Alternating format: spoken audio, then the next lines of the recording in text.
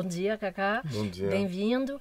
Et donc, comment participer à créer une culture de paix? Kaka, por favor, você poderia responder a essa pergunta que é como participar a criar uma cultura da paz?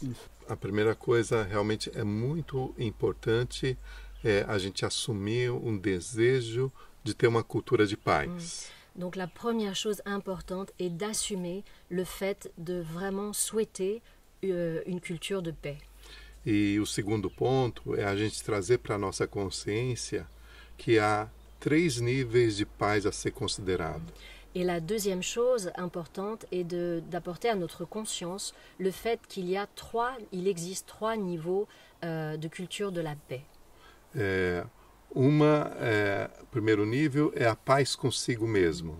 Donc le premier niveau est la paix avec soi-même.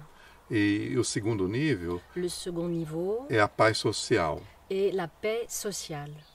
E o terceiro nível Le troisième niveau é a paz coletiva. est la paix collective. E nós sabemos que quando a gente olha para o mundo coletivamente, muitas vezes a gente se surpreende com as guerras. Et bien souvent, nous savons que lorsque nous regardons le monde collectif, nous sommes surpris par les guerres qui s'y déroulent. E isso gera medo e é necessário, muito importante você conectar com a paz consigo mesmo. Et donc, lorsque nous regardons toutes ces nouvelles de guerre, cela génère énormément de peur. Et c'est là qu'il est vraiment très, très important de connecter avec un état de paix intérieure. Porque se você entra em contato com notícias, com imagens, com memórias dessa perturbação coletiva, um dos segredos e uma das práticas importantes para que essa guerra não aumente é você se colocar numa posição de paz interna. Donc lorsque vous regardez ou êtes en contact avec ces nouvelles, ces informations ou ces mémoires de guerre, il est vraiment à ce moment-là extrêmement important que vous rentriez en contact avec cette paix intérieure, cet état de paix intérieure. E uma dica para você lidar com esses tempos que às vezes nos pegam e nos colocam medo, é você silenciosamente projetar a seguinte imagem.